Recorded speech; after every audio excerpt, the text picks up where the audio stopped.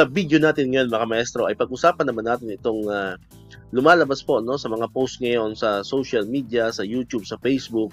Ito pong PIMES. Ano po? So sabi sa mga post, ito raw po yung pumalit no, or papalit sa dating RBPMS. Ano po? Yung results-based performance management system and yung PBI system. Ano po mga maestro? Ayan. So alam naman po natin na under study pa rin po ng technical working group na binuo po ng ating Pangulong Marcos. Ito po ay based pa rin po doon sa pinalabas na Executive Order number 61 no, last June, ano po mga maestro. So ayun, until now ay wala pa naman po official na ipinapalabas po ang Malacanang, especially po no, yung tungkol pa rin nga po doon sa pag-aaral ng TWG tungkol nga po sa RBPMS, ano po mga maestro. So yung lumalabas po ngayon sa mga post ay ito na raw po yung papalit, ano po, yung PIMES, ano po. So yung PIMES, ang meaning ay Performance Management and Evaluation System, ano po mga maestro. Kumbaga almost the same lang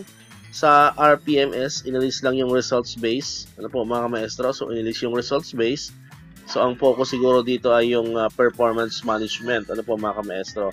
Ayan, performance management and evaluation system. Alright, so after pong lumabas yan, may mga nagtatanong din po sa atin, ano po mga maestro, may mga nagtatanong, may mga nag-comment, may mga nag-PM. Ayan, so medyo advance po ang isip ng ating mga maestro, no, ano po, pagtungkol dito sa usapin ng PIMES. Ayan, katulad po itong message po sa atin. Ayan, sabi diyan, hello El Maestro, may PBB pa po kaya pag implemented na ang PIMES. Salamat po. Ito naman po yung naging sagot natin diyan.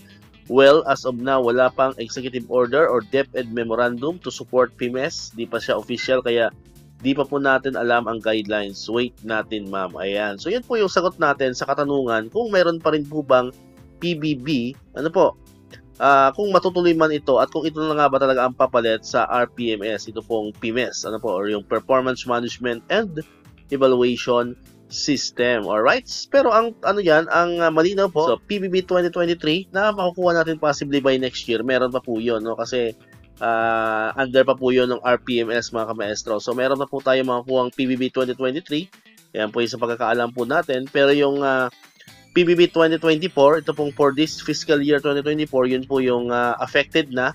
At hindi po natin malaman kung matutuloy pa or papalitan na or aalisin na. Ayan. So, dalawa lang po ang pwede mangyari yan.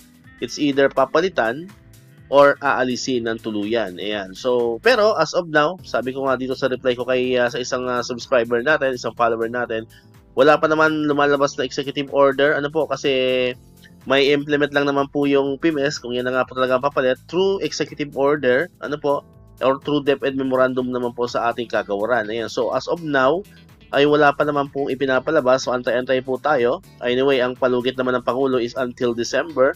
Anyway, bukas December na, no? December 1. Ayan.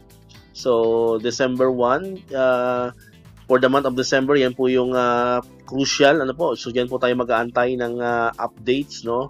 Regarding nga po sa TWG, no? Sa pag-aaral ng TWG, kung ano na nga ba talaga ang papalit sa RPMS, ayan. And kung mayroon ding papalit sa PBB, ayan. So, yun po, no? Yun po yung malinaw po doon.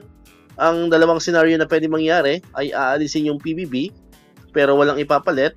We don't know. Ano po? So, yan po yung mga speculation lang naman po natin. Or yung pangalawang scenario,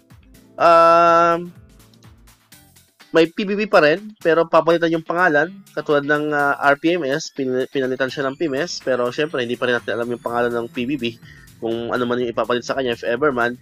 And syempre, mababago na yung guidelines dyan, ano po mga kamaestro, no? So, kasi nga, ang gusto mangyari ng Pangulo ay pasimplihin lang, no? Huwag nang gawing komplikado. Ayan.